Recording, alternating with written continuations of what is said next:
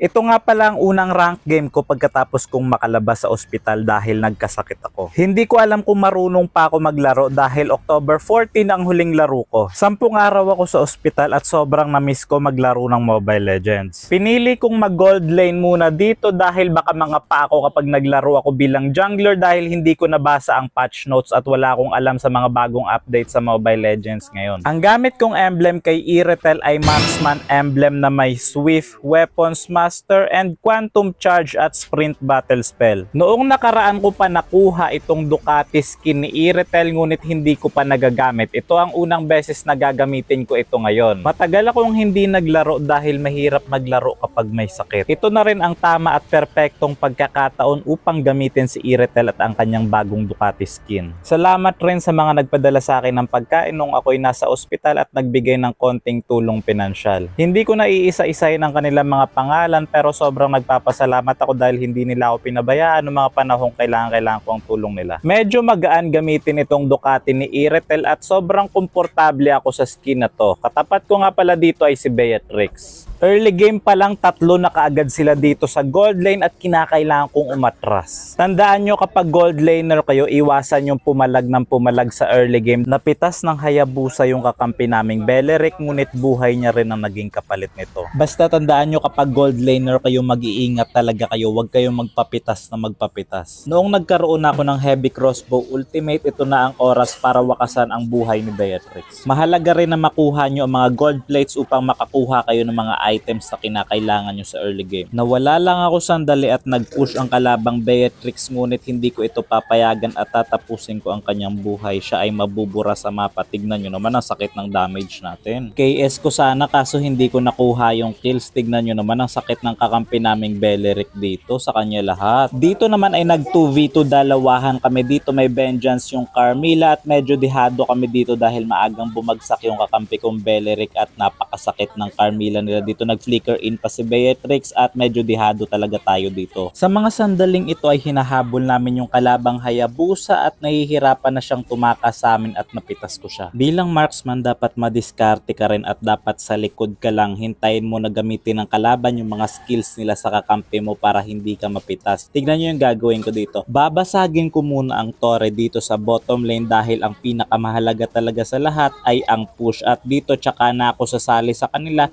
kapag alam kung wala ng skills ang kalaban at low HP na sila. Dahil nakita kong low HP yung Jawhead, oras na para pasukin ko siya dito kahit may tore pa siya. At dahil masakit na rin yung damage natin, panigurado tayo makakakuha ng kill. At dahil naubos namin ang kalaban, tinapos na rin namin ang paghihirap nila. 10 minutes pa lang at tapos na ang laban at mukhang swerte ang unang laro ko ngayon. Konti na lang at mythic na ako. Napag-iwanan na ako dahil nga matagal akong hindi nakapaglaro. Ito nga pala ang naging resulta ng laban. Maganda yung laro kasi AI lang pala yung kalaban. Tignan nyo naman, AI lang pala yung kalaban. O kala ko pa naman ang lakas ko, AI lang pala kalaban.